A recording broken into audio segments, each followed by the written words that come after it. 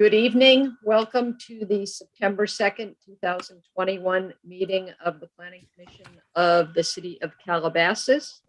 Calling the meeting to order. It is 6:03. I'd like to note for the record that all commissioners are present. Let's see. Tom, would you like to lead us in the Pledge of Allegiance, please? Okay, certainly. Nobody rise. Can't do that with Zoom. Repeat after or begin with me. Ready, begin. I pledge allegiance to the flag of the United States of America, to the republic for which it stands, one nation, under God, indivisible, with liberty and justice for all. Thank you. My pleasure.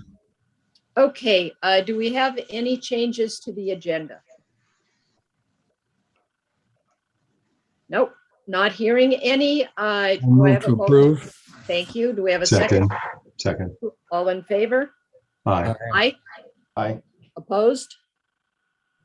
All right, the agenda is approved, 5-0. Announcements and introductions. Do any of the commissioners have any announcements or introductions? Nope. Okay. Then we are on to oral communications, which is the public comment section for citizens wishing to address the commission on matters that are not on the agenda. Do we have anyone present? Who's monitoring this tonight? Michael Klein. Good evening, Chair. Let me check the audience. Thank you. There are currently 7 people in attendance, but no one has their hand raised. Okay, if anyone wishes to speak on a matter that is not on the agenda, please raise your hand now. Okay, still no one, Michael? Correct? No one has their hands up. Okay, then on to consent items. We have 3 sets of minutes to approve. I do have a note for the May 6th minutes. I was present at that meeting and I don't appear on at the beginning showing the commissioners present. I appear throughout the minutes, but not in that section. So that is a correction that I have. Are there any other comments or corrections? Yes, on the May 20th minutes item. Well, hold on. I'm sorry. Right now, we're just on May 6th. Let's do one at a time. Yeah. Because we have to approve them one at a time. Okay? So we already noted that you're the chair and that just needs to be changed. Correct. So with that correction, is there a motion to approve the minutes of the May 6th meeting, 2021 meeting? So moved, Dennis. Second. Thank you. All in favor? Aye. Aye. Opposed? Okay, the May 6th minutes as amended are approved.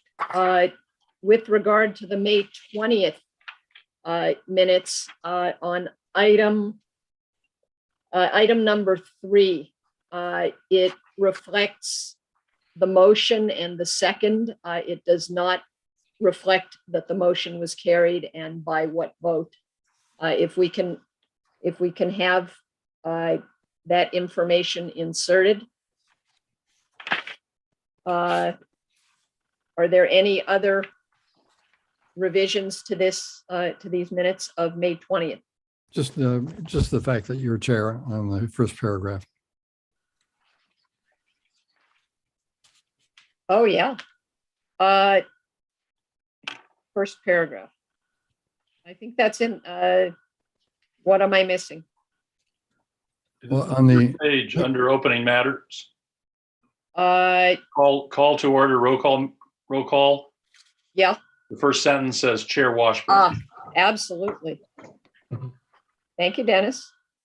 Okay, with those 2 revisions, is there a motion to approve as approval again, amended? Dennis. Second. Thank you. All in favor? Aye. Aye. Aye. Opposed? Okay, the May 20th minutes as amended are approved. We have the minutes from June 17th, 2021. Are there any additions, corrections? Nope. Do we have a motion to approve the minutes of the meeting of June 17th, 2021? Move to approve. Second. All in favor? Aye. Aye. Aye. Aye. Opposed? Okay, minutes are approved. Okay, let's go on to public hearings. The first item is file number PL 1900398, MSCP 2021-002, request for a new sign program and minor scenic corridor permit for the Courtyard at the Commons Shopping Center, located at 23741 Calabasas Road. Who will be presenting on this tonight?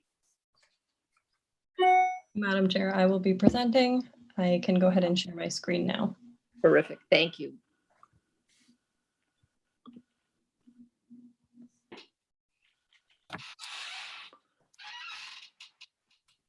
Okay. Good evening, Commissioners. I want to start out by mentioning that this project was noticed to all property owners located within 500 feet of the subject site. The public hearing notice was also posted on the website as well as throughout the city at all required locations, and no public correspondence was received by staff. And again, this is a request for a new sign program and a minor scenic corridor permit for the Courtyard at the Commons Shopping Center, located at 23741 Calabasas Road, APN 2068-002-024 and APN 2068-002-025. It's within the commercial mixed-use zoning district and scenic corridor overlay zone. Here we have a location map of the property. The entirety of the property is outlined in red here. The subject site is zoned CMU, commercial mixed use, and is within the Scenic Corridor SC overlay, and it is located at the intersection of Park Granada here and Calabasas Road. The site is surrounded by the 101 Ventura Freeway to the north, by an existing hotel to the east, existing commercial shopping centers to the south, and office buildings to the west. The subject site, made up of both these APNs here, 024 and 025, is 6.76 acres in total, and it is improved with an 88,362 square foot commercial shopping center. The project before you tonight is a proposal for a new sign program for the Courtyard at the Commons, as well as a request for a minor scenic corridor permit for signage that's visible from a designated scenic corridor. Calabasas Municipal Code Section 17.30.050C requires a request for a sign program to be reviewed by the Planning Commission. So a little bit of background on this center and the sign program. The existing shopping center's current sign program was approved by the Planning Commission on June 8th, 2000. Signage at the center currently includes building-mounted tenant signs, 2 monument signs located along Calabasas Road, and a freeway-facing building-mounted sign. On January 31st of 2019, the applicant submitted an application for a new sign program, which incorporated a new gateway sign, as well as a freeway-facing monument sign. The plans went through several rounds of revisions with the initial applicant, and then in April of 2021, Mitch Chambers was designated by the property owner as the new applicant responsible for producing the new sign program. The new applicant revised the proposal to meet all of the city's outstanding comments, and the sign program was then deemed complete by staff on August 17th of 2021. Here we have a table of the proposed signage within the sign program. The first sign type is building mounted tenant signs, and 1 per tenant is permitted in the sign program. And we have building mounted secondary signs. And this is signage that's at some of the tenants have secondary entrances, for example, like Baja Fresh or Chase Bank. So any tenant that has a secondary entrance that faces a parking lot, an additional secondary sign is allowed in addition to the primary tenant sign. And then we have building mounted freeway facing signs, which is the center identification sign, then pedestrian signs, and 1 of those is allowed per tenant. and a monument sign to our existing and to our proposed, two total are proposed. And then gateway signs, we have one pair proposed. The code defines a gateway sign as a pair of monument sign. So it's one gateway sign that's comprised of a pair of monument signs. And then we have one freeway facing monument sign. Here we have a site plan showing all of the signage that's proposed at the center. Not sure if you can see my cursor here, but everything highlighted in green is where a primary tenant identification sign is allowed all the way along all these buildings. And then highlighted in blue is the areas where a secondary sign would be allowed. So again, for example, Chase Bank here has a secondary entrance. A secondary sign would be allowed on this elevation. And Baja Fresh is an example, since they have a secondary entrance, a secondary sign would be allowed on this elevation. And then we have the two monument signs. These monument signs are existing in these locations, and with the new sign program, these signs would just be updated to reflect the new design of signs at the center. There is 236 feet 6 inches separation between signs. Then we have the pair of gateway signs here at this access driveway along Calabasas Road. Then we have the freeway facing building mounted sign that identifies the shopping center back here. And then back in this corner, we have the freeway facing monument sign in this landscaped area here. So just to show a few of the signs that are proposed at the center, first we have one of the two monument signs. The proposed sign area is 24.8 square feet per face. The code allows a maximum of 50 square feet. The proposed height is 5 feet 6 inches, and the maximum height allowed by code is 10 feet. There are two signs proposed and 2 are allowed per code. The sign is located in a landscaped area at a access driveway. 236 feet 6 inch separation between signs, and the code requires the sign to be placed in a landscaped area with 150 feet minimum separation between signs. The sign copy proposed is the shopping center and up to 5 tenants, and the code allows for multi-tenant signs via a new sign program. And I do want to mention at this point that the applicant did send to staff today, about an hour before the meeting started, a revised sign program. The sign area of the monument sign does not change at all, but the division of the tenant signs is slightly different. So it's the same proposed sign area, but just with 9 tenants instead of 5. So each tenant panel would be slightly smaller. And I do have that revised sign program to share with you after the presentation, and I can let the applicant discuss a little bit the revisions, but overall the sign area does not change. Then moving on to the lighting. The type of illumination is halo lit, and the code does allow for lighting. And we have here one of the 2 proposed gateway signs, so half of the pair. The other sign is at the westernmost point of this access driveway. For the gateway signs, the proposed sign area is 21.12 square feet per face. The code allows up to 200 square feet maximum. The height of these signs are 4 feet 4 inches, and the code allows for up to 10 feet. There is 1 pair of gateway signs proposed, and the code allows for 1 pair per access driveway. The location of the sign is in a landscaped area at an access driveway, 274 feet 4 inches from the nearest monument sign. And the code allows for the sign to be placed in a landscaped area at 150 foot separation from the nearest monument sign. The sign copy identifies the shopping center, and the code does not have a standard as to the sign copy for gateway signs.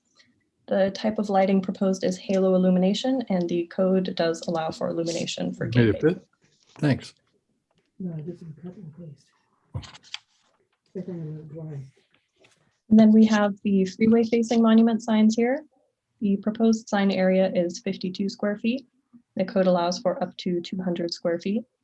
The height of the sign is 16 feet. And per section 17.30.070 of the municipal code, 10 feet is allowed with up to a maximum of 16 feet if certain circumstances can be met. And I will discuss those circumstances more in the next slide. There is 1 freeway facing monument sign proposed, and 1 is allowed maximum through the code.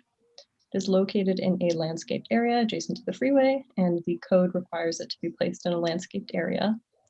The sign copy identifies the shopping center and 5 tenants maximum, and the code does not specify in terms of the sign copy for a freeway facing monument sign. The proposed type of illumination is halo lit, and the code requires halo only. We have a height comparison, which is also included as Exhibit C in your packets. So per section 17.30.070C of the Municipal Code, for freeway-facing monument signs, 10 foot in height is allowed, but an additional height of up to 16 feet is allowed if the Architecture Review Panel recommends approval of the height, which they did, and at least one of the following circumstances is present. The sign is obscured by a physical barrier, which in this case it is. There is a 14-foot height sound wall, which is maintained by Caltrans in front of the sign. And this sound wall slopes upward towards the west. So at the easternmost corner of the shopping center here, the wall obscures about the bottom 2 feet of the sign. So if you're traveling north on the freeway, you can see the majority of the sign, but then as you pass the sign, and also as you're traveling south on the freeway towards the sign, the wall is taller in that location, so it obscures a little bit more of the sign. Also, the next circumstance is if the location of the sign is at a disadvantage for viewing due to its location at distance from a scenic corridor. So in this case, the base of the sign here is about 11 feet above the grade of the freeway below. So anyone traveling along the freeway trying to view this sign is looking up about 11 feet at the base of the sign, and also it's partially obscured by a sound wall. The next circumstance is if the sign seeks to identify multiple tenants, which it does. There are 5 tenants proposed to be identified on this sign. And the last circumstance is if the sign is located along the freeway corridor at a location where traveling speed reduces the opportunity to read the sign. So similar to the first 2 circumstances, anyone traveling along the freeway at a time when there is not traffic on the freeway and they're traveling at a high speed is driving quickly past the sign, trying to look up at a sign that is at a higher elevation that's partially obscured by the sound wall below. So the Planning Commission does have the authority to approve the 16-foot height if one of those 4 circumstances is present.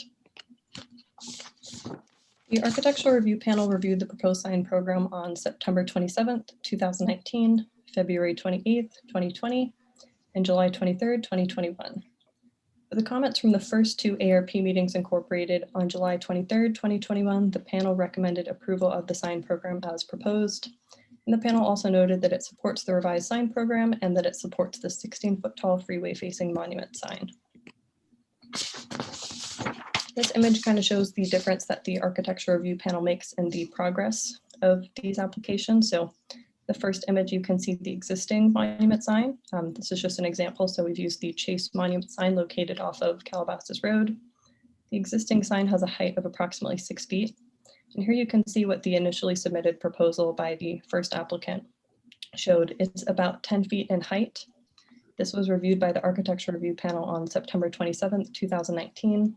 And the ARP provided comments to the applicant that the signs were too large, too corporate in style, and that there were too many signs at the shopping center. So this next image shows the current submittal by the applicant. This is what was recommended approval by the ARP. The sign was revised to be only 5 feet 6 inches in height. And this is what the ARP reviewed and recommended approval of on July 23rd, 2021. With that, I'll move on to the findings. The findings required in section 17.30.050 for a sign program and in section 17.62.050 for a minor scenic corridor permit of the Calabasas Municipal Code have been made and are contained in Planning Commission Resolution 2021-726. With that, staff concludes that the proposed sign program at an existing commercial shopping center is an allowed use in the commercial mixed use zoning district, that the proposed sign program meets all applicable standards of the Calabasas Municipal Code as well as the Scenic Corridor Design Guidelines, that the proposed sign program is compatible in design, appearance, and scale with existing uses and development of the surrounding area. The Architectural Review Panel recommended approval of the proposed project. The project is exempt from CEQA review, and the proposed project meets all required findings for a sign program and a minor scenic corridor permit. So with that, staff recommends that the Commission adopt resolution number 2021-726, approving file numbers PL 1900398 for the sign program and MSCP 2021-002 for the minor scenic corridor permit. Thank you, and I'm available for questions. Thank you, Jacqueline. Before I open the public hearing, do any of the commissioners have any questions? John? Yes, thank you. Jacqueline, I thought you said at the beginning you were going to show us what the proposed gateway, the 9 tenants on the gateway signs. Yes, I can show you that if you want me to pull it up now, or I can wait till the applicant is allowed to talk so that he can walk us through it. I can pull it up now if you'd like. If you could just pull it up so we could just see it briefly. Or let me stop sharing this. I'll pull it up and I'll share my screen again. Thank you. It was just a little bit last minute, so I didn't have time to incorporate it into the Sure, PowerPoint. no, I but understand. I just want to see how busy it looks. Sure.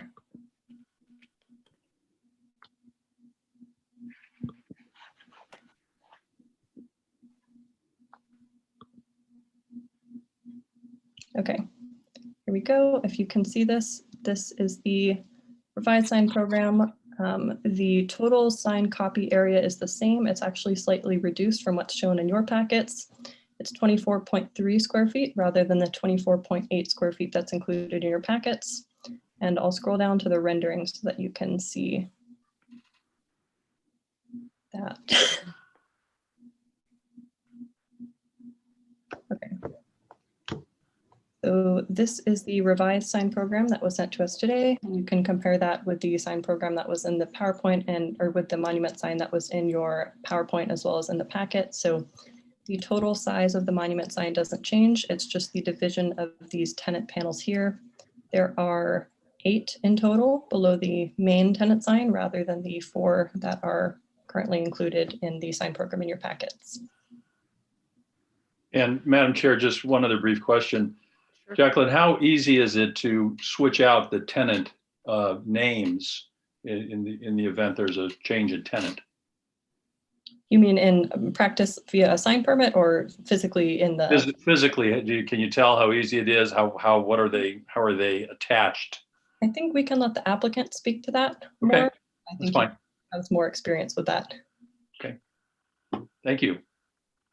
All right, do we have any other, Michael? Yeah, thank you. And thank you, Jacqueline, for this comprehensive report. It's always excellent from you. Anyway, the first thing, looking at that sign, those gateway monument signs, whatever you call them, they look like box signs. They don't look like they're halo illuminated. I thought everything was supposed to be halo illuminated. Or these ones you mean, or the? Yeah, Way these. down here.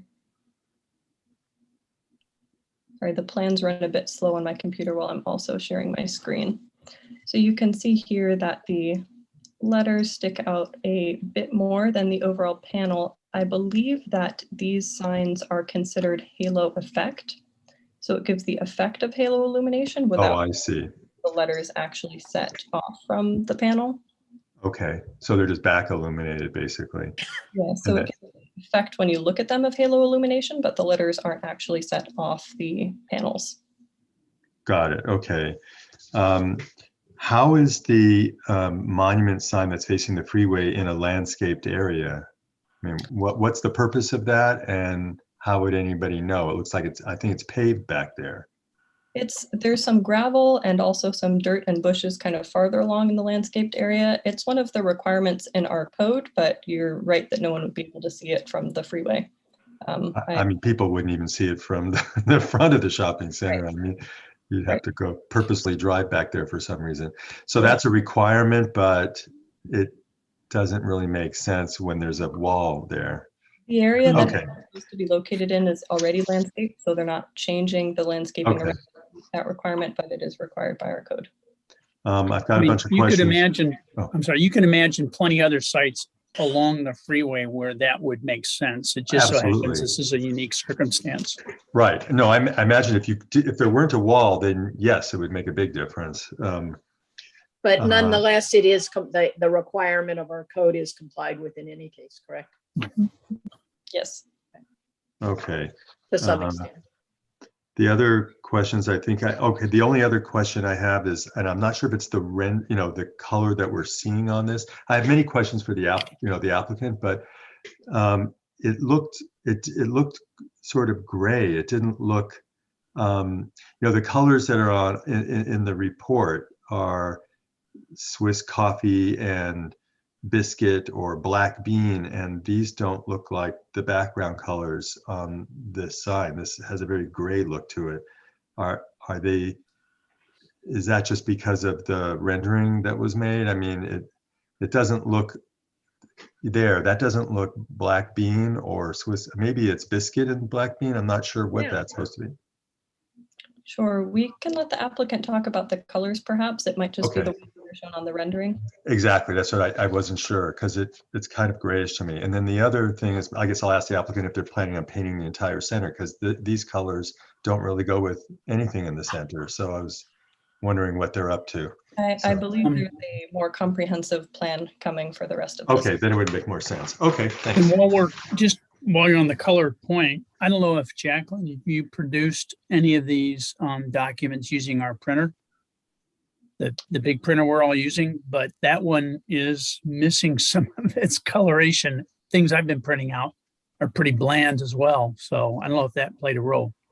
But there was a page with the colors, and that doesn't, with the real colors, and that brownish color, grayish brown, doesn't look like the color in the samples that you gave us. So I'll ask the applicant, or the applicant can explain what's going on. But thanks. All right. Do we have any other questions? Robert? Yes, I have some concern about the size of the lettering on the freeway sign for the last tenant.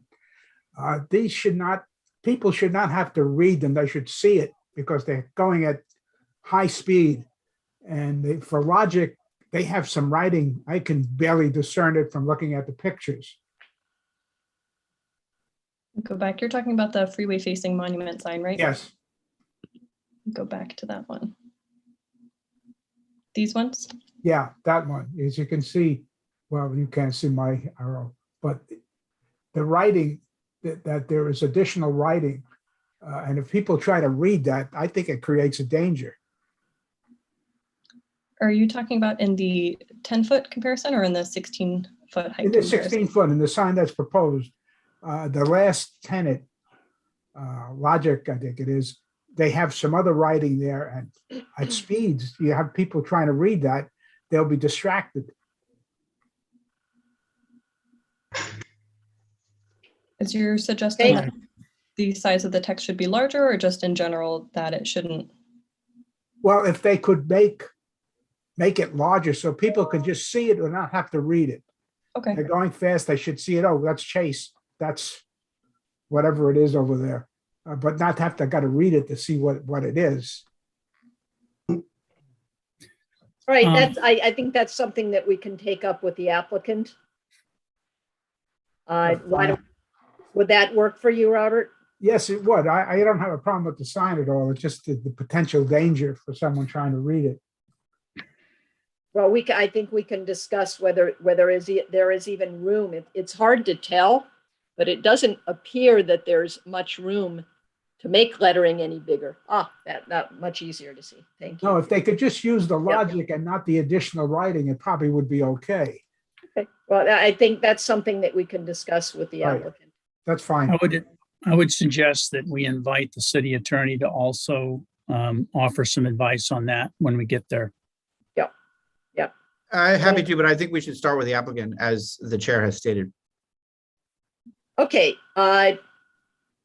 No other questions. I'm going to go ahead and open the public hearing. Michael, who do we have? Let's start with the applicant. Yeah, I believe I see a Mitch Chemers in the audience. I believe that is the applicant, and his hand is raised. All right, why don't you go ahead and admit him? All right, I'm speaking. Can I be heard? Yes, you can. Welcome, Mr. Chemers. Why don't you go ahead and do you have a presentation? Is there something you'd like to say, or are you here to answer questions? I'd like to introduce everyone I'd like to do a verbal presentation, and maybe Jacqueline could track the exhibit at the same time. All right, go ahead. So my name is Mitch Chemers. I am speaking for the property owner, the contractor, the designer who helped refine this. And I believe we may have some of those parties available in case we need to get into the details. But I'd like to walk you through the project as quickly as I can and maybe address some of the questions that were brought up before the public hearing. So, Jacqueline, would you be able to bring up the exhibit itself? The sign program? Correct. Yes. So, all right. So while we're waiting for that, you know, Jacqueline did a great presentation about the history of the progress to get to where we are now. Whenever a few months ago, whenever we took over this project, we really wanted to be very sensitive to the needs of the city, the area, and we hope that you agree that this sign program reflects that. We did take a lot of advice, direction from staff, and the result is, if you could go to the first sign, Jacqueline. The monument sign? Right, whatever's first. Okay, if you could stop here. So this material page, I'm not sure why the renderings, the elevations aren't perfectly reflecting the colors, but what you see on this page, these are the accurate colors. And there could be some sort of technical issue with the output. I apologize for that. I also want to point out that we did catch something. We were reviewing this package for tonight's hearing, and we just caught something that didn't make it into the package a couple of weeks ago, and that's adding the multiple tenants. So we'll speak to that when we are looking at the monuments. So these monuments went through. Originally, the plan was to have these sort of taller, monolithic size. And when you're viewing this site, it sort of interferes with the massing. It just wasn't appropriate. So we did revise them to be lower, and we think they work much better. If you look at any sign drawing in isolation, it can look overpowering and domineering, but in their locations, we feel they're very appropriate, and they're not diverting attention from drivers. They're not physically in the way of anything. They're outside of visibility triangles for traffic, and it's totally safe for pedestrians, and they flow better. Regarding the design, the property itself, it does have a small mix of contrasting design elements. So the signs were a challenge, but we felt we got them to a place where the design doesn't conflict with the existing buildings, and as the buildings go through improvements, that there'll be the common design elements will integrate better over time. And because there's quite a few tenants, these two signs, these are the monument signs. So we've got, near the west side of the property are the two monuments, and on the other end of the property, on the east side, is the gateway sign. But these two monuments, the real anchor is the primary tenant in this case, the Trader Joe's. And when pedestrians or drivers are close to the sign, they'll be able to see these up to 8 select smaller tenant signs. So this is, because these signs can't capture all of the tenants in the property, and that's not even the intent, but there are some main tenants that really need to be exposed out on the street. And that's why you see it changed from 5 tenants, 4 on the bottom to 8 on the bottom. And regarding the construction of these signs, just so you understand what the look is, the Courtyard at the Commons logo on the top it's much thicker acrylic, and the sides, the edges are acrylic that illuminate, but the faces are opaque. So it's got an opaque metal laminate on the face, and that means that it's very dimensional, and it looks halo, and we think it looks good. The letters that go on the tenant panels themselves, those are ivory acrylic. Ivory obviously is much more subdued than bright white, but those are pushed through acrylic letters and logos. And if we could move forward, now these two signs at this point are identical in every way, these two monuments, except for the tenants, the content, which tenants are going to be in the sign. And this one is just like the existing sign, it's to remain chaste for the moment, or for the foreseeable future. And then you can see in the cross section here, the dimensionality, like Jacqueline referred to earlier. And if we could continue, and internally it's got LED illumination, but it's only bright enough to be appropriate. These signs and these are not meant to be super bright and to divert anyone's attention. So this sign there is the gateway sign. It straddles the driveway at the east end of the property, and the sign, as you can see, only contains the shopping center name. And we believe this really helps anchor this site, and that's why we really refined this design, the size, down to something that would have presence but wouldn't be overbearing. So we like the idea of anchoring this site, having something that does help tie it all together, sort of an entry point, and of course the identical design elements on the other signs are ensures that it does have commonality, uniformity. And if we continue, and by the way, these are just like the logos on the other monuments. These are very dimensional. They're halo illuminated. It's the same design.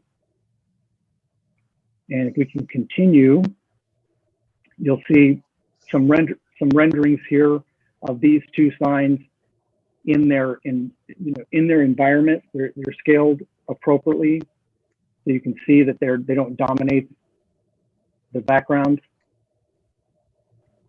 That's the one on the east side, and the other one, next page, I believe, is on the west side, or unless we passed it. We might have passed it. No. Okay. There's a bit of a lag scrolling here while I'm sharing my screen. Okay.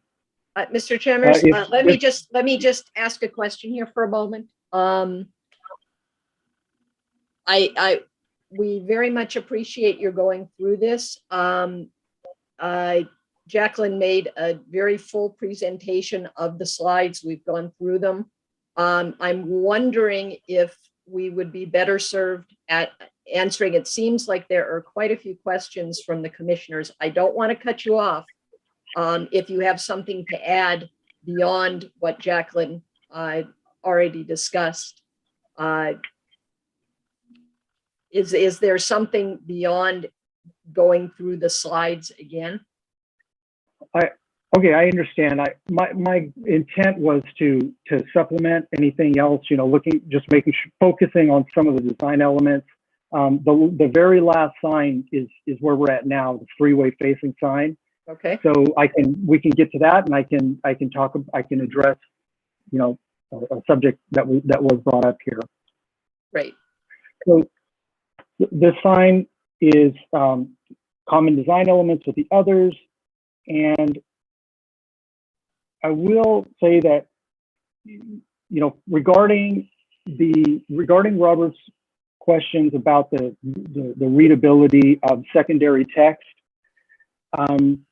this is a situation where in the real world, legibility, there is minimum legibility to make a sign safe.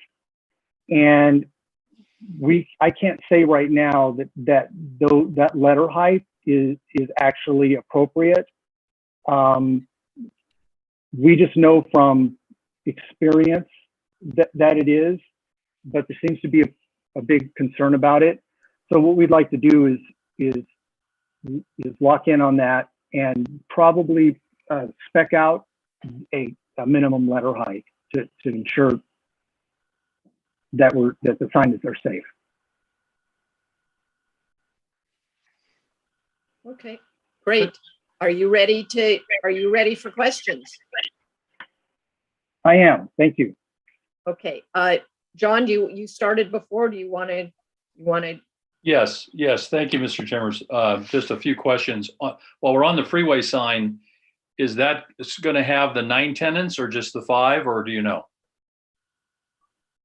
Well, on the freeway sign, it could have up to 10 different tenants, but that's not likely. Usually content isn't a factor when looking at sort of double-sided ground signs. Right now, I'm anticipating that these anchor tenants, so to speak, would be on both sides. But over time, there's no assurance that wouldn't be subject to some modest change. I think that does go to the legibility issue. If you have 9 instead of 5, it's. Sorry to jump in, but John, I think your question was as to whether this freeway facing monument sign was going to be divided like the monument signs on Calabasas Road, right? Not divided. I just wonder it's going to have more names than what we're seeing here. On each side. Yeah. Right. As I understand it, it's limited to 5 aside, 5 slots aside. Mitch is talking about the front and the back. Right, Right, five per side. What you see is the quantity of tenants that would not change. In fact, it can't change unless the sign program came back for review again. All right, so that's good. You're not cramming in tiny little names on a big sign. Okay, that explains that. Thank you. And maybe this, Jacqueline, you can jump in here too. On the gateway signs, were they allowed to do tenants and just elected not to? They were originally proposed to have tenant signs on them as well, but the first few rounds of review with the ARP, in order to fit more tenant signs or tenant names on those signs, they got fairly large. So traveling down Calabasas Road, it was kind of large sign after large sign after large sign. Okay. So, Well, whether they did it for commercial reasons or aesthetic reasons, I'm very happy right. So that the gateway signs are what they are. Okay. I did notice, Mr. Chambers, on the Chase Monument sign, I'll call it, it's in a landscape area, but on the pictures, I haven't been by there recently. The landscaping is lousy. Are you planning to do anything to upgrade the landscaping where the signs are going? I was out there recently. I think there already may have be redo. Well, to answer your question, yes. I think the one down the far west monument sign is in a good landscaped area. I think the one by Chase has always been a little bit poorer, but maybe it's been upgraded. I haven't looked at it recently. I just thought that in the picture we saw, it didn't look very good. But if that's something that you're committing to upgrade, make nice, that's good. Thank you. And then I did ask the question, I'll be brief, Madam Chair. Oh, what's on the other side of these monument and gateway signs? They're double-sided. So it's identical on each side. Okay. Identical construction. No, but I mean, are the names on both sides? Yes. On both gateway and both monuments?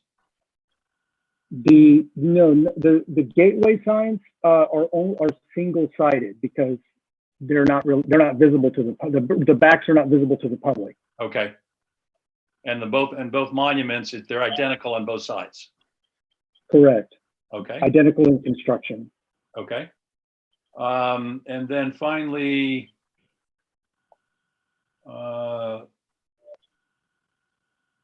John, you had asked before about. Oh yeah, thank you.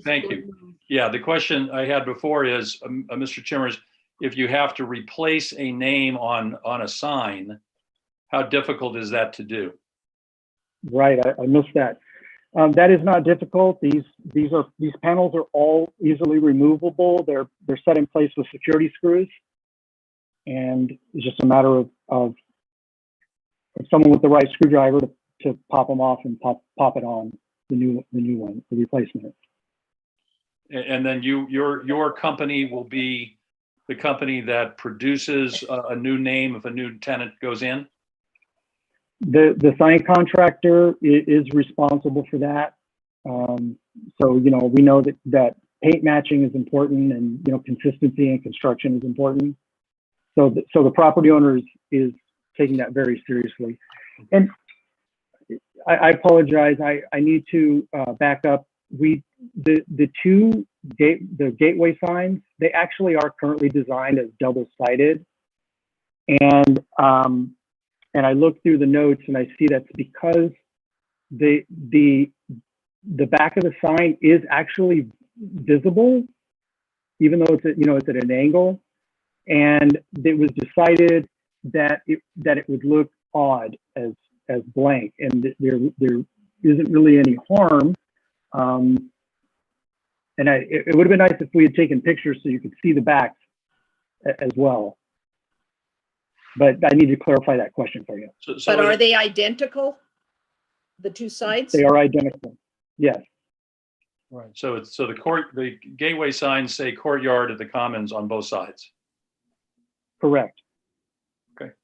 Thank you, Madam Chair. That's all the questions I had. All right. Are there any other questions from the commissioners? Michael?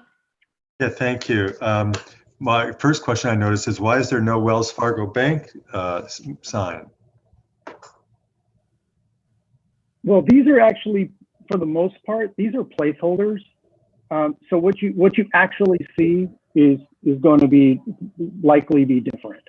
You know, we know that Trader Joe's, we know that Chase, in all likelihood, really the Trader Joe's is the primary one that's going to be at the top, we believe. But when the tenants actually go in, that goes back to the content is not.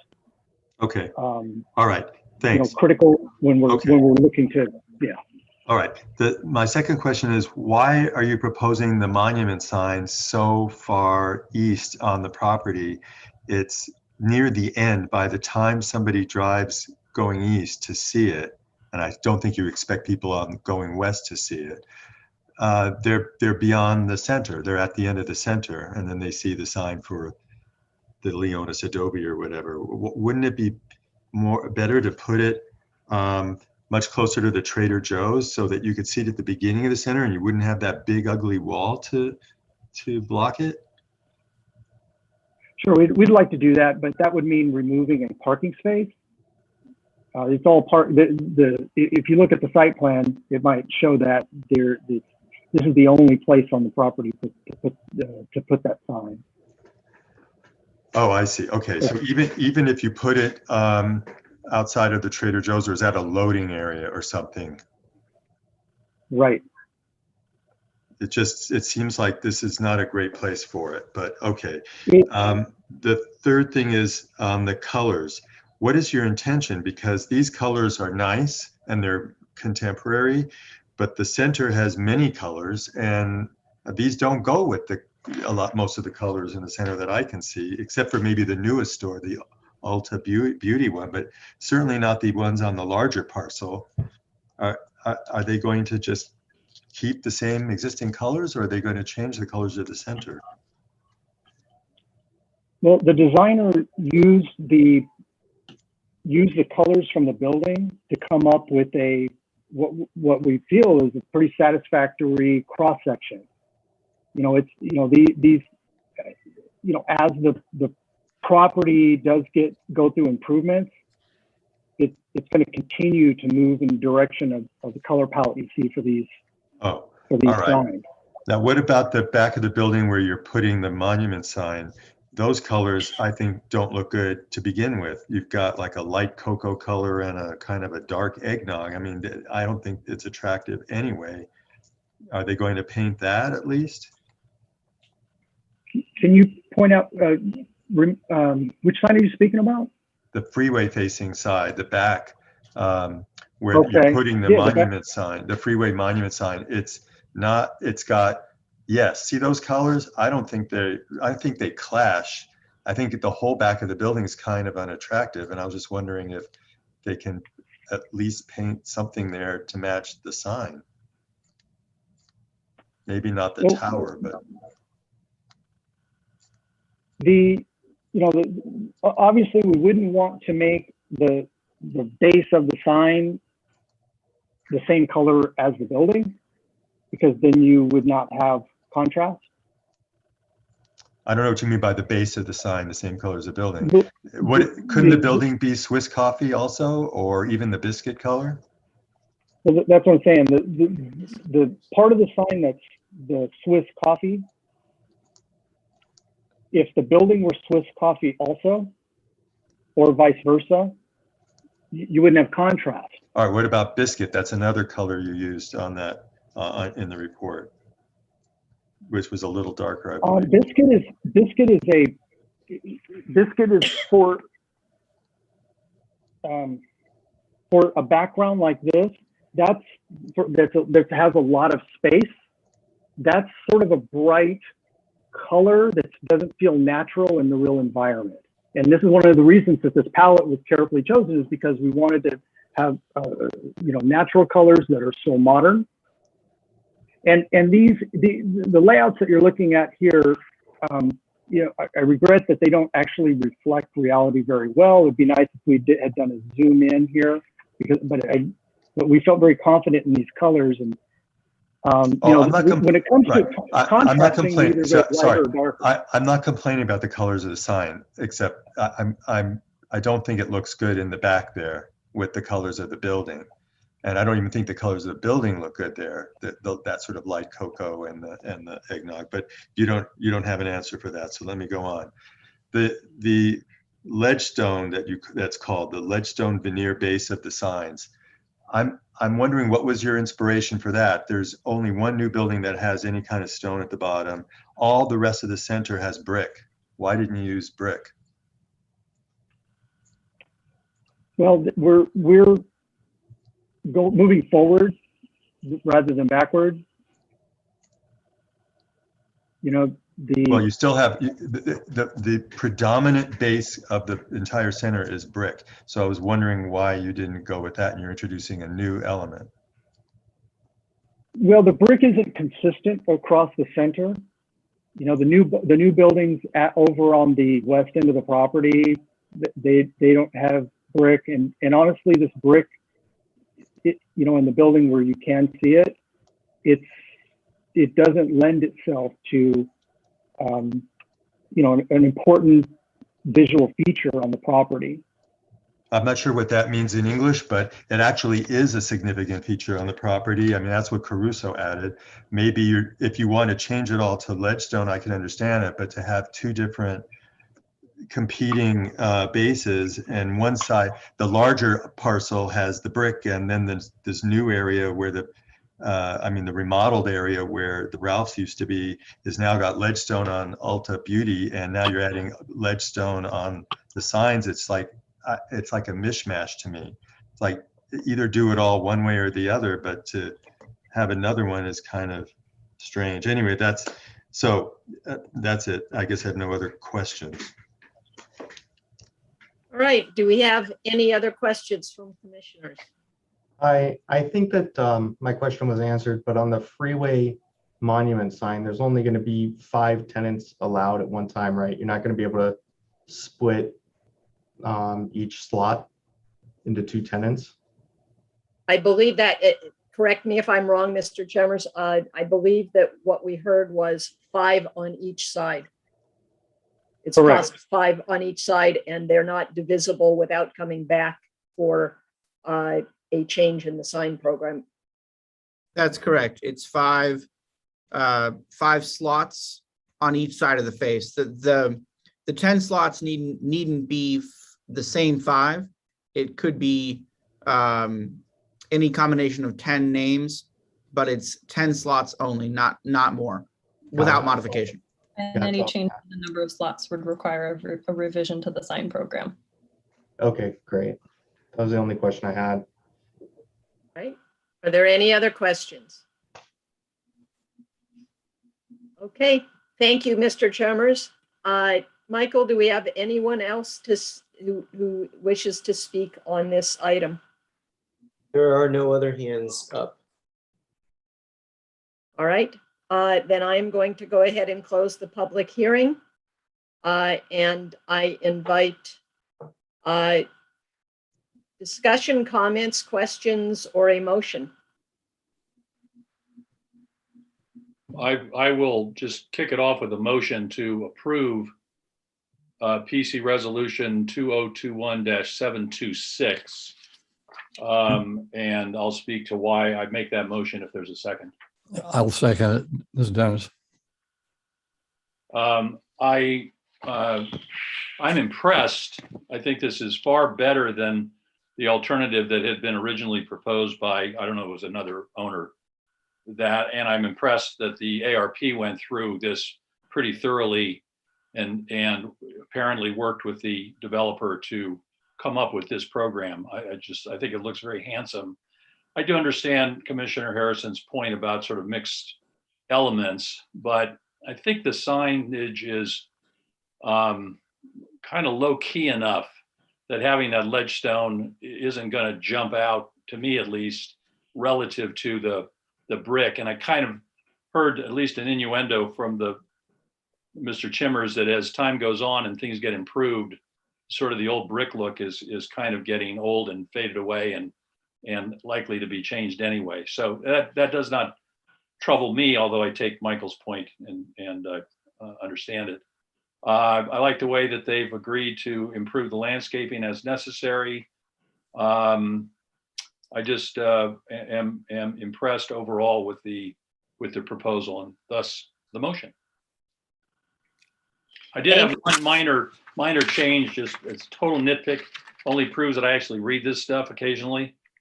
There is on page 2 of the resolution, it says that on paragraph 6, on August 18, the application was deemed complete, August 18, 2021. In the staff report, it said August 17. I think I just want to make sure that it is August 18 is the correct date. Whichever one is a Thursday, I have to go back and double check, but whichever one. I can look at that. August 18th is a Thursday. August 18th. August 18th of this year is a Wednesday. Oh, yeah, you're right. August The 19th Thursday is is August 19th. August 19th is a Thursday. My apologies. I'm thinking of the date that the public hearing notices went out was the day it was deemed complete, but I believe we prepared them on a Wednesday this time. So it was. Okay, so the 18th is correct. Write that down. If the 18th is correct, then you've got it right in the resolution and we don't need to do anything. Thank you. Okay, and I will say that I have nothing to say because I agree 100% with all of Commissioner Mueller's comments. Did we have a second on this motion? Yes, Yeah. Dennis did. Dennis, Okay, I'm sorry, I missed that. Do we have any other discussion or questions? Commissioner Leah? Yes, I wonder if Mr. Summers was going to comment on the size of the freeway signs and the potential danger involved. I'm happy to comment on it. So this is a bit of a tough one in that, as you know, we can't regulate the content of signs, but we can regulate size, height, bulk, massing, placement to an extent, and the like as part of safety. I noted the applicant stated that he intends to ensure that the signs meet a minimum standard of safety. What I would recommend is that the applicant be directed to work with the planning staff and to take a look at the Caltrans standards for freeway signs under the Caltrans Manual for Uniform Traffic Control Devices and assess what's a minimum size that makes sense. And then add that, not to the resolution, but add it to the standards after having that conversation with the right folks at Public Works regarding the applicable Caltrans standards. That way, by tapping into the Caltrans standards, we avoid inventing on the fly a minimum letter height, which could be dangerous. That'd be my recommendation. Thank you. I make one small recommendation relative to that. Recognizing that some lettering, some words can be actually a part of a corporate logo, something that's trademarked and protected under those kinds of rights and would fall under content. We would not want to apply it to anything that would be part of a logo. Yeah, I think generally, Tom, Mr. Bartlett is correct on that front. We're recognizing that in the example that's on the screen, that better banking component of Logix may well be part of their trademark logo. Part of this is going to be taking a look at the applicant, making sure that any logo, or smarter banking, not better banking. I'm guessing that's part of the trademark. So making a look at making sure the sizing is right to meet the safety need while also not interfering with their trademarks. Okay, thank you. Do we have any other questions, Commissioner Harrison? Yeah, I just want to make comments of why I can't support this really. I think having 9 tenants on that gateway sign is excessive. It's just cluttered. No one can read it. I think the gateway sign by the Chase is too long, and it's already a dangerous sign, I have to say, because I use that entrance and that exit a lot. Because I go to the Chase there, and if you go more than a couple miles an hour, you're going to hit somebody. You can't see the traffic to your right as they're coming out. And if you're coming out, you can't see the traffic coming in. On the monument sign, I think it's just completely misplaced. I think, by the way, the sign program is really nice itself. It's definitely better than it was before, but I think the freeway monument sign is misplaced. I would lose a parking space before I put it in that ugly situation.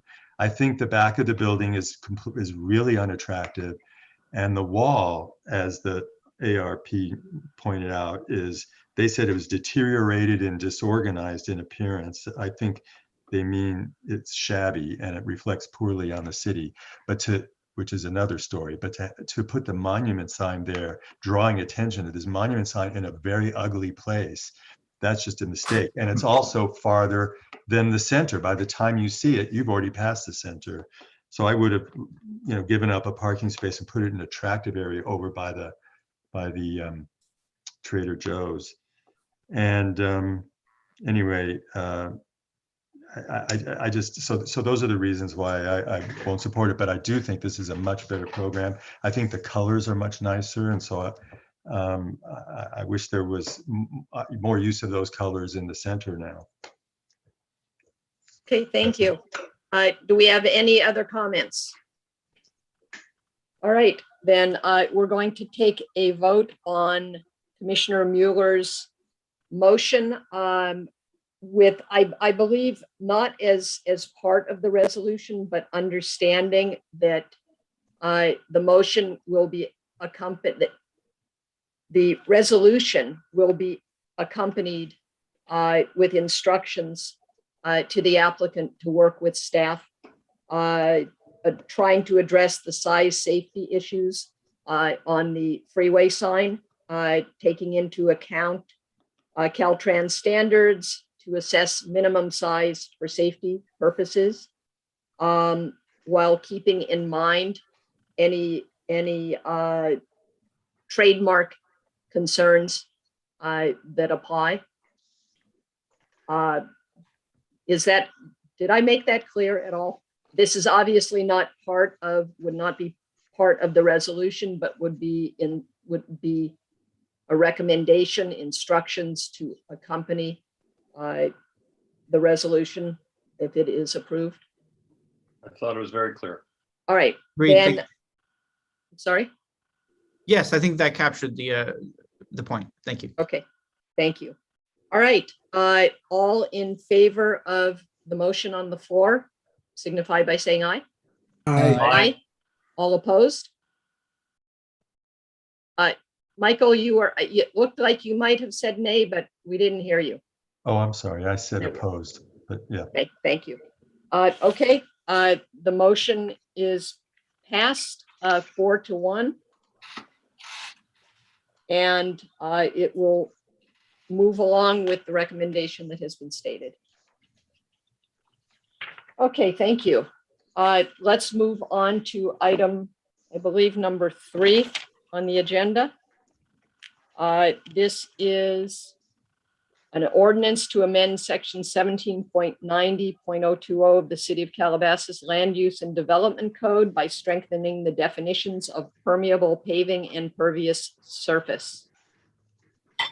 Yes, that is me. Okay, so let me start by sharing my screen.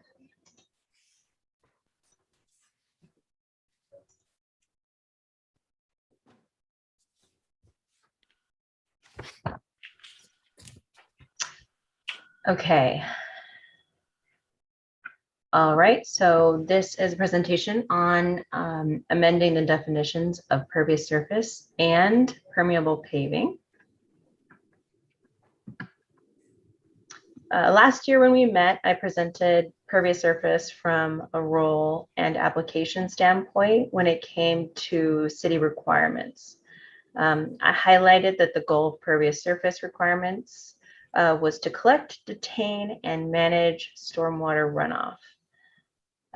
Following the presentation, commissioners brought to light that materials such as pavers being used to comply with pervious surface development requirements were not in fact following the intent of pervious surface requirements. Commissioners requested that staff amend the definition of permeable paving to clarify that interlocking pavers or paving systems must allow water penetration in order to be considered pervious. Tonight, I will be presenting you with the amended definition and how we got to the finished product. Okay, while developing the technical definition, staff encountered a number of questions that had to be addressed. The first one was dealing with what elements make up a pervious surface or permeable paving system. The second one was how do we modify the current definitions so that city staff can use them to meet pervious surface requirements. And the third one to consider was how do we ensure that the amended definition meets the water infiltration requirements and that those requirements are realistically feasible. These questions were carefully considered and addressed in the following ways. In this slide, I have a picture of permeable asphalt. On the right is permeable, and then on the left is impervious asphalt. It's very clear. As you can see by this picture, there's puddles of water on the left side. That's the impervious side. And it's obviously not allowing water penetration. So this is a really great visual for what we're hoping to address in the amended definition. Now that we know what we want our results to look like, the challenge comes with how do we amend our current definition and achieve the outcome? For the city to successfully regulate an aspect of development, such as permeable pavement, the definition must be clear and specific. The definition as it stands today lacks in both clarity and specificity. And as a result, it hampers the effectiveness of the requirement itself. So we concluded that the new definition needed to be, again, more clear and more specific to bridge that disconnect. Okay, here is the current definition that we have in the municipal code at this time. I have included some photos of the elements that this definition covers. So as you can see here, there's the natural landscape of Calabasas itself on the left. The center one shows you a permeable paving, several different options of permeable paving materials. And then the right-hand side will show you a landscaped area. Let's take a look at the next definition. So this is the current definition in the code for permeable paving. There's definitely more clarity in this definition, how it currently stands, but still, it's still too general. I've included some visual diagrams of characteristics that have been highlighted in this current definition. So on the left-hand side, you'll see a cross-section of what a permeable paving engineered system would look like. And we're looking at the 18 inches in depth of water penetration. So that's what I have highlighted there on the left. On the right, I was giving you a visual of the 1 by 1 square foot non-porous surface material. And this is kind of a visual as to what it is describing. Okay, so some of the issues we've encountered with this current definition in the field. Not all permeable paving materials are created equal. In order to accomplish water penetration, a permeable paving system must be designed with a specific infiltration goal. Not all permeable paver systems reduce stormwater runoff. In fact, by paving over a natural area with a smooth, flat paver in a sloped fashion, there's a possibility that the system will actually increase the velocity of the stormwater. So design and how it works is a really critical element of controlling that stormwater runoff. Currently, we are missing the mark with our definition. So as a result, we've opted to redefine. How do we define permeable paving systems to ensure that we get water infiltration? We start by establishing a realistic design minimum that aids in the intent to reduce stormwater runoff. In our research, we came across 2 agencies that are responsible for standardizing design minimums across several different industries. The first one here is the American Society of Testing and Materials. You'll hear me refer to them as ASTM throughout the rest of this presentation. This agency is responsible for creating a method of testing products in order to quantify permeability. The next agency that we refer to in this presentation is the American Society of Engineers. I'm sorry, Civil Engineers. This particular agency creates design minimums for products and systems utilizing the above testing methods. So here you'll see that these agencies have actually published design reference standards. And these are the names of these specific design method standards. So ASTM came out with a standard. The reference number here is C1781. And the name of that standard is Standard Test Method for Surface Infiltration Rate of Permeable Unit Pavement Systems. ASCE also came out with a standard. This standard number is 6818. This is very specific when it comes to permeable interlocking concrete pavement and similar systems. Okay, so the first agency, ASTM, establishes a standardized method of testing surface infiltration of permeable paving materials. So how this test works is it's very similar to this photo here, where they're testing the rate of how water penetrates through these systems using this specific photo on every material or every paving system that comes across their desk. So what you would do is you, like it's shown here on the diagram, you do the metal ring, you put it on the paving system in one section, you use clay around the edge on the outside, and you fill it with water and you time it. So it's pretty standard, straightforward. Okay, this is ASCE.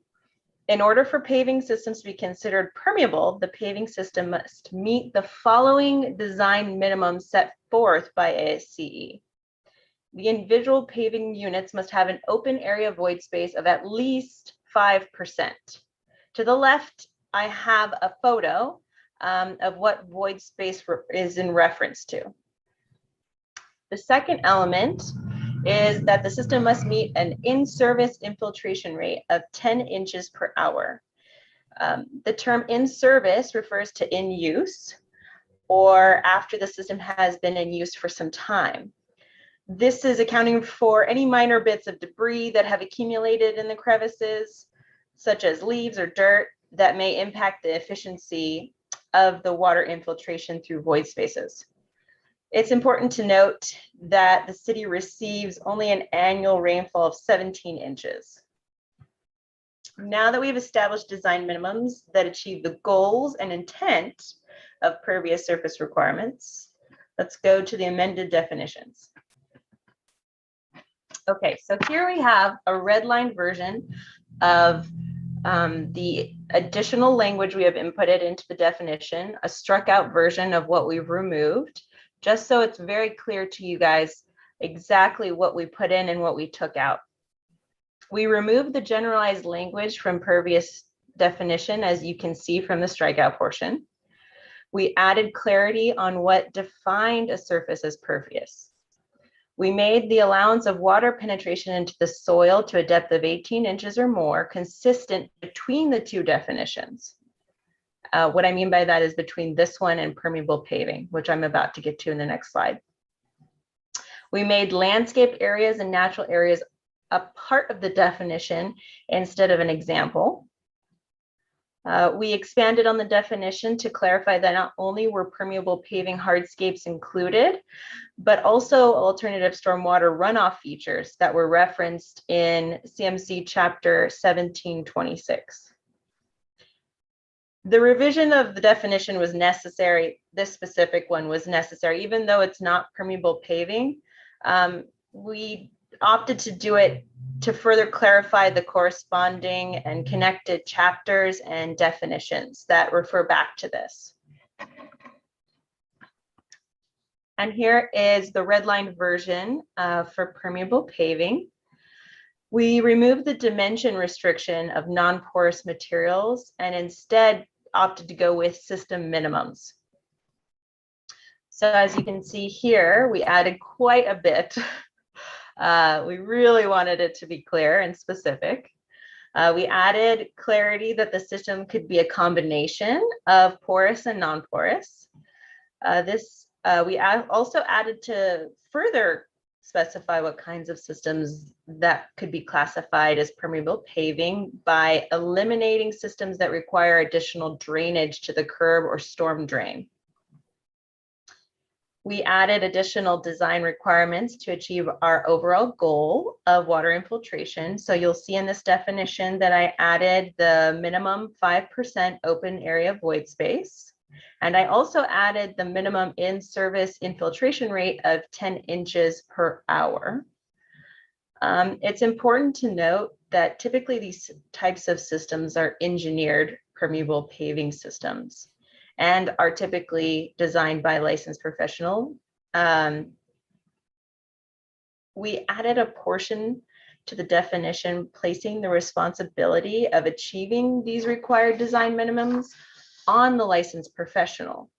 So as to make sure that they're meeting all of those manufacturer requirements and all of the requirements that actually put it into the category of permeable.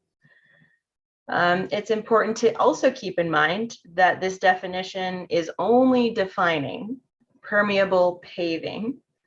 There are many other options that the applicants have available to them to meet pervious surface requirements, such as landscaped areas, which is a much easier thing to achieve. So I just want you guys to keep that in mind.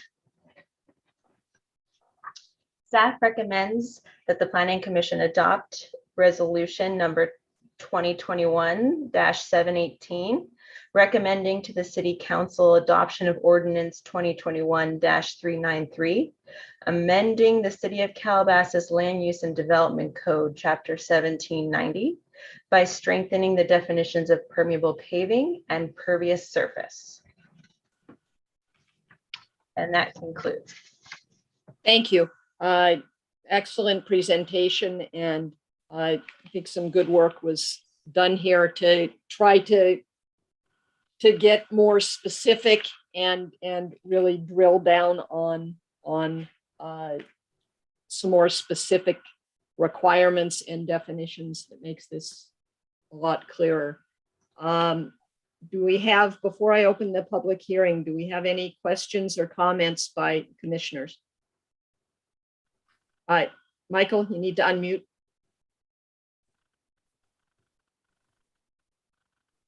Thank you. Thank you so much for this report. Really well done and by you, Teal, and happy birthday to Tom.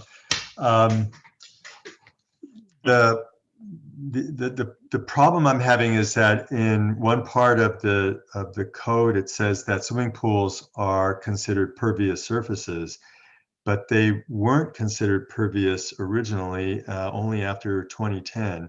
And how would a swimming pool meet this standard of absorbing 10 inches in an hour? And it doesn't have any soil, which is required by your new definition. So I don't know if you had a chance to look at that.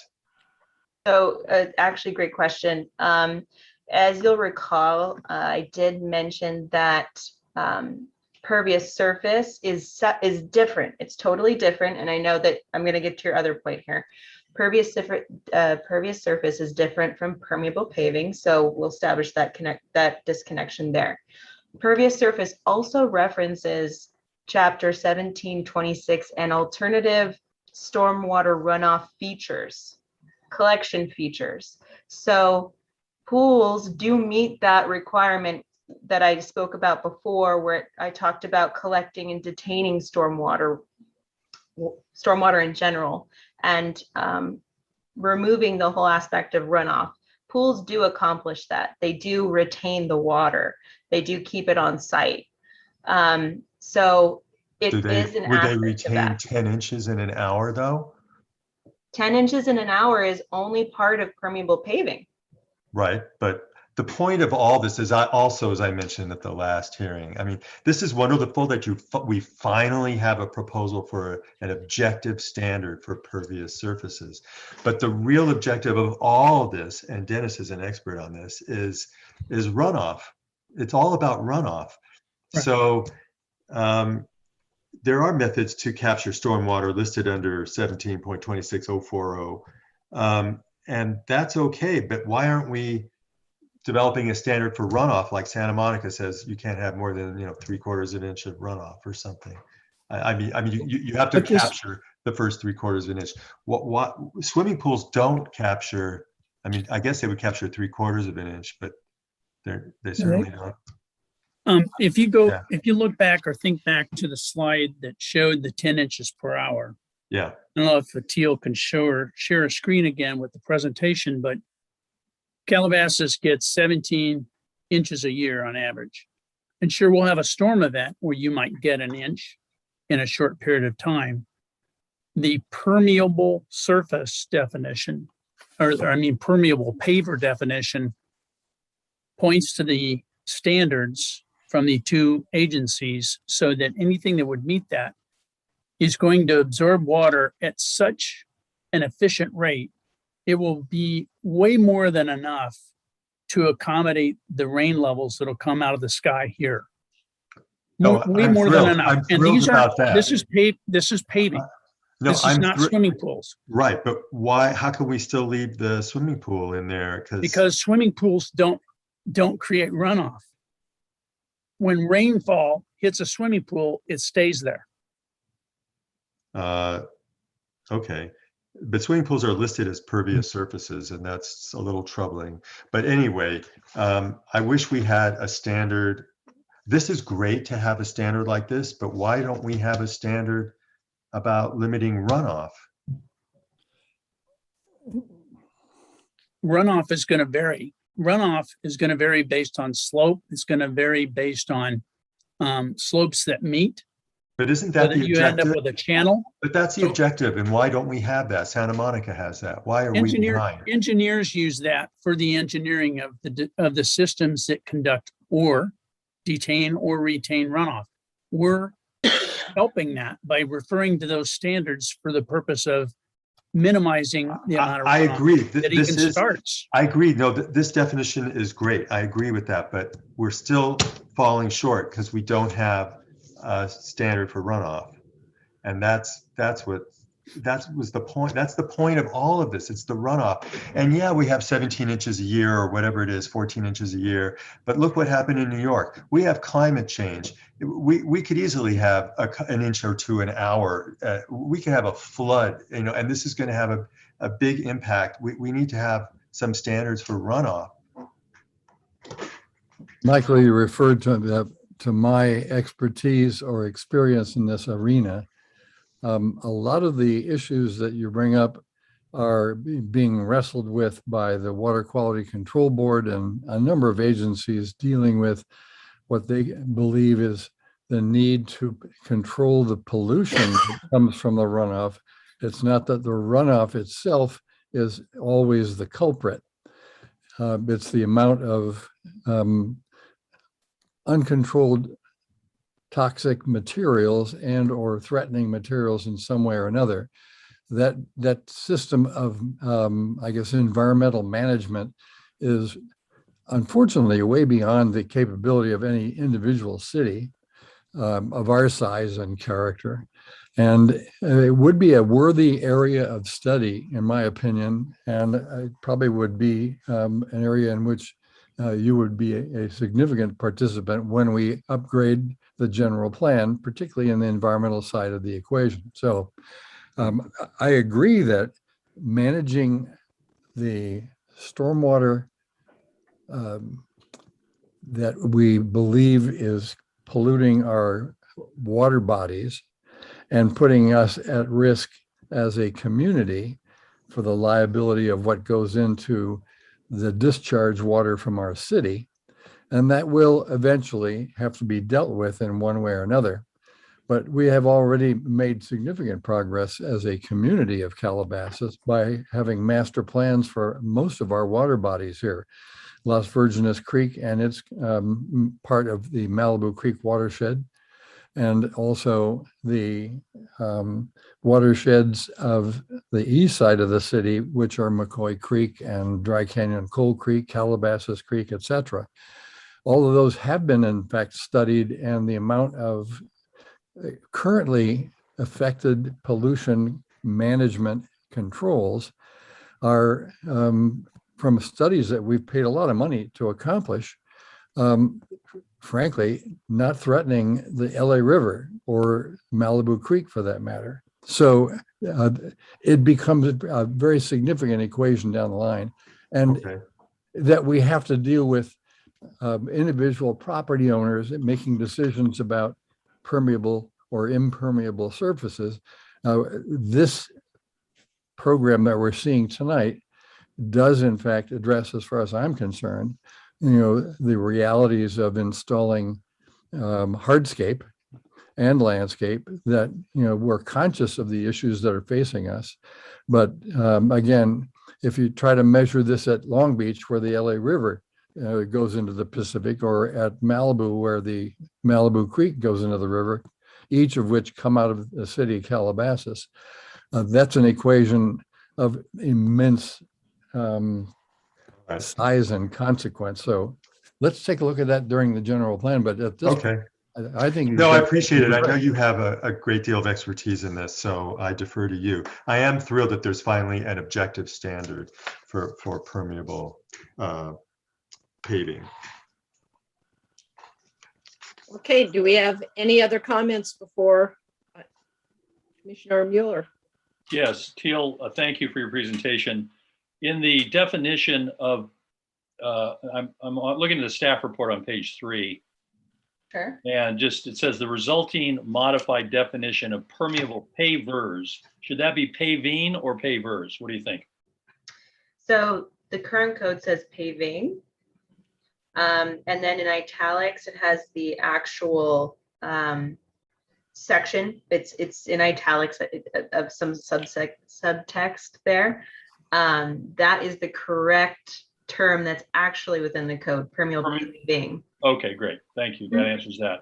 if you go down farther in the definition where they're right in the middle of the paragraph, it says permeable paving systems that require drainage to the curb or direct connection to the storm drain system do not qualify as permeable paving. So this is excluding something. Correct. Yes. Now, what I'm trying to figure out is the words that quote that require drainage.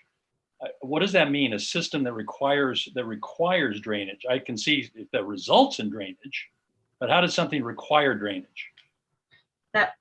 Well, this particular portion was added by legal staff, but it is also in reference to, so if a system is collecting water and requires it to be drained to the street, that would be in a case scenario where that would be required. Whereas what I was talking about, infiltration, actually goes into the soil instead of collecting and transporting.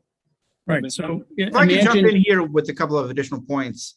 As Teal noted, or Ms. Packington noted, I did add that language, and the intention was to capture the reality that in some past approved projects, which are grandfathered in, legacy projects, the permeable paving system, as installed, still had a direct connection to the storm drain system, which meant that the engineers that designed and installed the system were not confident in its ability to handle runoff, and thereby did not on the ground qualify as permeable paving. Yet that was only made apparent on the back end after installation.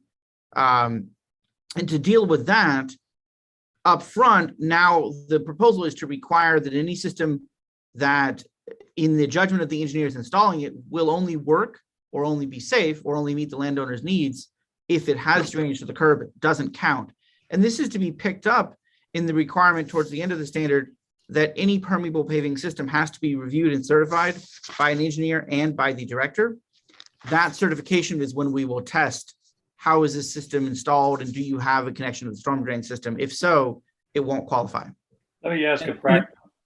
Wait, hold on. Let me ask a practical question. Sure. I have a big cement driveway. It slopes to the street. Pretty severe slope. I want to tear out my driveway and put in a permeable surface. I know that when it rains, the water is going to flow down that driveway into the gutter, into the storm drain. It's not going to make the 10 inches per and the 18 inches. It's not. Does that mean that what I've just spent all this money putting in is, even though it's those nice little pavers with the lawn in between, you see it all over Calabasas, is that not going to qualify as a permeable surface or a permeable paving system because of the runoff to the street? I'll answer with a maybe, because right, it's going to depend on the slope, and it's going to depend on what system you install. Under some circumstances, they're going to be able to design it and install it so that it will work.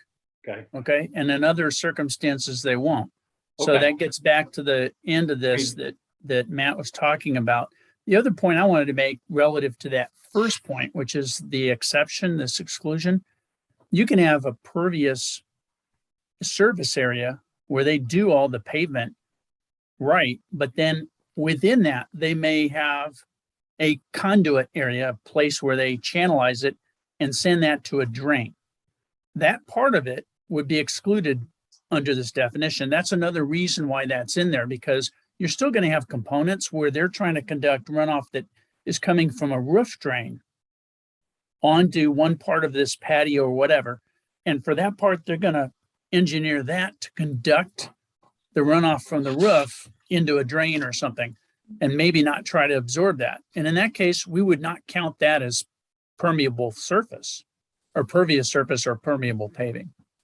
Okay, so just to put a T on this, or a cross on the T, I just wave the flag to our community that because you're putting in what appears in many circumstances to be classic permeable pavers or paving system, you got to get this certification, because you may not pass the ASTM standard or the other standard unless you get that certification. Not, well, Yes, that's correct, I think. And They the other have point to I'll follow note the is that, definition requirements. But, On the- I'm sorry, go ahead. No, please. Okay. If I did some research on this myself, so if you go to the manufacturer and you look at the permeable paving specifications, they do have those infiltration rates available. They do have those void space percentages available. So those are things that they can look up on their own. However, yes, the definition does want She's freezing. Right, up. yeah. hold a licensed Teal- professional account. Teal, can you repeat that? Sorry, your last sentence, you froze for a moment and we lost part of your sentence. Yes, sorry. I'll start a little further back. They are able to look up on the manufacturer specifications for those values. The reason that we want the licensed professional taking the liability is because they have to be designed correctly in order to achieve those minimums. So we really want somebody with a professional background installing and designing the system. And what So- I'll add to that is that, to really emphasize the point, you might have a system that in a flat location very much meets the standards as manufactured, it meets the standards, but placed on a slope or placed in a slope with a clay layer below or otherwise in a complex site may not meet the standard. And mindful that much of Calabasas is complex sites, homeowners who are looking at relying on a permeable paving system as part of a project to meet their pervious surface requirement will need to make sure that they've engaged the right professionals up front to ensure that the standard is met so that on the back end, they don't run into a problem. Right, thank you. So Can't they also use all those methods that Tom was talking about, like French drains and so Oh, forth? absolutely. And cisterns or whatever to capture? I mean, that would help if it's a slope or something. Right, you could imagine a system where you had the permeable paving that drained into a drain system that then went back to a dry well and took the runoff and put it back on site, and that qualified. Okay. now, recognizing that when we're going through a planning approval, right, entitlement process, the good thing about having a definition this specific is when a project goes through, we require their pervious surface and their permeable paving to meet this. So we can easily just have a condition of approval, permeable paving system shall comply with the standards and meet the definition. Then it's up to building and safety and public works at the building end of it to ensure, because they get the full set of plans that include all conditions. It's required to be included, the plan set. Then you can inspect and everything else at that level. That's not a planning task. That's a building and engineering task as you build the project. Now on the front end, the applicant and developer would know, builder, homeowner, whatever, that that's the expectation. And if they're doing their homework, that means they're going to check with their professionals to make sure that can be done. They're going to sign up to it. Now, whether they get it done or not depends on getting through the whole process. We can't enforce it on the front end. Madam Chair, just one other, I'm sorry, Tom's triggered another thought or question.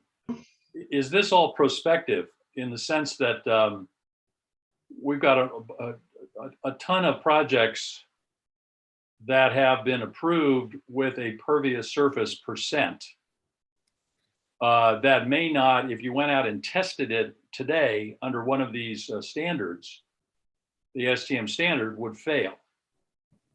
Okay, I'm just hypothetically suggesting that may be the case. I know Councilman Kraut is probably listening with some interest in this. Is this all prospective, this new definition? I don't know what you mean by perspective. Well, it's at least toning it down. Can the enforcement department or whatever it's called go to some project that has already been approved and say, we're going to do a test to see if you meet this new definition? Now, anything that's been certified that is issued a certificate of occupancy, or for homeowner for a single family residential project had the building permit signed off, will become a legacy project and able to tap into the non-conforming standards. So anybody who has a system that was installed now, is approved permeable paving, but doesn't meet these new definitions, does not need to change their system. With the caveat if they want to say remodel the existing house, add some square footage, and then it's discovered that their permeable paving driveway does not meet these standards, then that will have to be dealt with. Good. But only if they come in to modify the site plan. That's What a about very- projects that are in progress that have not been signed off yet? It would No, depend on precisely where they are where they are. But if the building permit has been pulled and substantial construction begun in reliance on that building permit, that is the vesting point. So then they'll be okay under current standards. But something that has approved planning entitlements, but hasn't yet pulled a building permit, they will have to meet the new standard. That answer your question? Thank you very much for that clarification. Yes. Any other questions before I open the public hearing? Commissioner Leah. I have a number of points I'd like to raise. First, I'd like to weigh in on the swimming pool issue. Dive From in. experience, my swimming pool, like a bathtub, has an overflow. It rains, it reaches that level, it goes out to the street. Before I had that put in about 2 decades ago, I had to have a pump to pump it out when it was overflowing. So I agree, swimming pools do not meet the pervious service thing. Now on to other points. While I like the concept, I think the standards are unreasonable. How much water would we require to get 18 inches of infiltration? You better have NOAA on your speed dial if that becomes an issue. We just don't get that. 2, was testing done in Calabasas? Our soil is different. It's very clay. And I think reaching that so-called 18-inch fail-safe is impossible. Also, does it promote liquefaction, which we are all very concerned about, particularly with earthquakes? I don't know. We may be throwing the baby out with the bathwater here. Those are my points. Okay, so I'm going to try to answer a few of your questions, if that's okay, or points, respond to a few of your points.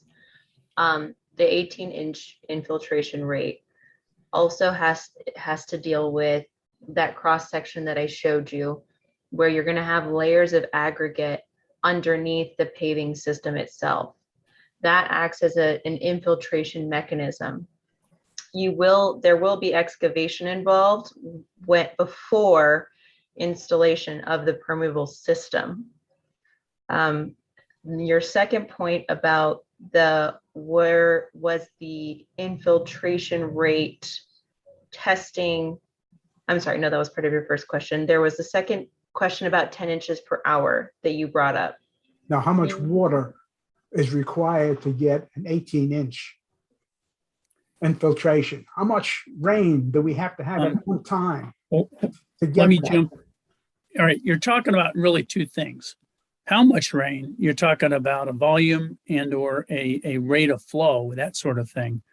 The 18 inches is a depth of penetration. You could with a with a water dropper in one place keep dropping drops of water, and eventually that'll get down to 18 inches. Not a lot of water, but over time it will get there with the right substrate, gravel, that kind of thing, and not clay. So the amount of rain doesn't necessarily translate to penetration to 18 inches. The point of 18 inches, which by the way is already in the existing definition, we didn't change that, is that if you get the water down through enough of the soil, then that's much more water that isn't running off, right? That's a volume of space across everything that's lateral plus 18 inches of depth. So you're achieving a retention or detention of that water in the soil. So that's what the 18 inches is about. It's a depth. It's not a rate of flow. It's not a specific volume of water. Now the 10 inches per hour, now you're talking about how much rain. And that easily does anything we need in Calabasas it would have been enough for what we saw, 2 weeks ago in Tennessee and West Virginia. But the point there is you're getting the water in when it really needs to get in to help minimize the amount of runoff during storm events. Okay, so that's why, having a standard that points to these testing system, a certified and universally understood testing approach, and another that is focused on the specifications of the products that adhere to that. That helps us get something that can be relied upon by the engineers and the builders so that we get the results. That's what it's doing. All right, Commissioner Leah, do you have any other questions or thoughts before I open the hearing? My question about liquefaction. Having this water driven down in an area where it's a real problem for us, it seems, which is worse? Well, you bring up a good point, and we talked about that at staff level. Now, you don't want to necessarily put all your water in the ground in an area where you have a lot of liquefaction zones. So that's a good point. Why, if the goal is to put all the water in the ground, which is a goal in some places. I did planning in Indianapolis, Marion County and for the surrounding counties, where we had an aquifer that provided 10% of the water supply to the metro area. So aquifer recharge was critical there, as well as detaining stormwater. Well, that's different. That wasn't a liquefaction issue. Here, you don't want to have all your rainwater going into the ground. Yet at the same time, you do want less running off because, as Commissioner Washburn pointed out, it helps you with your water quality. It also helps for erosion control, and it helps for mudslide risk and that sort of thing. So it's a balance. You have to recognize that for most properties, you're not going to have a lot of pervious surface other than what the landscape already provides. They're going to try to meet our standard, of course, but we're not requiring 80% pervious and 90% pervious, right? But we're requiring some of it so they don't just pave over everything. I think that's why the French drains and things like that are probably very useful, especially around the lake where there is liquefaction, and also on slopes to avoid the slides that you're talking about. And by involving a licensed professional in the design element, they may determine that that is not a good system for the specific site. Okay. So why don't we move on? Any other questions or comments before I open the public hearing? Okay, I'm going to go ahead and open the public hearing. Michael, who do we have? There is no one in the audience right now. Oh, I should point out that I got word from Maureen, who was watching by the live stream, that had cut off. So the live stream apparently has failed here at City Hall in terms of trying to broadcast that way. Right. I believe CTV might still be okay. I'm not sure, but. Okay, Matt, are we okay to continue? By the live stream, you mean the Granicus live stream is dead? The Zoom I believe component- that's what she means. Okay, the Zoom component's still working, and the at least on my Zoom, it says it's still live on YouTube. I don't know if that's true or not. Yeah, I mean, we have participants, and I can find other people who are logged in to the meeting. So I mean, yeah, I think and it is live on CTV as well. I'm sorry, the Granicus streaming is still working. Oh. Oh, it's back on. I just got word it's back on. Okay, with that, we're Okay. good to go. So we're good to go? Okay. And Michael, we have no one in the audience? Nope.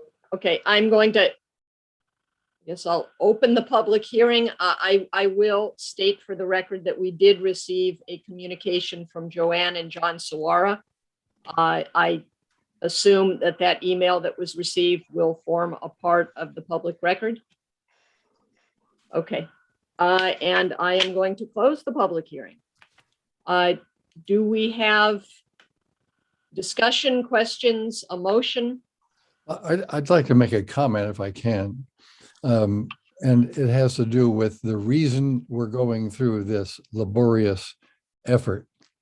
And a simple phrase, the solution to pollution is dilution, that is used by all the water quality people that are trying to keep the waterways and the environment in some reasonable level of health for us and for the critters and our flora regime as well. It's all important, but Calabasas has been very, I'd say, aggressive or assertive in dealing with kind of the front end or the leading edge, not the bleeding edge necessarily, although we've done that too and hurt ourselves, in terms of cost, because we've invested in continuous deflection units in the civic center and, in the flood or potential flood prone areas of Calabasas Road and Park Granada and things like that.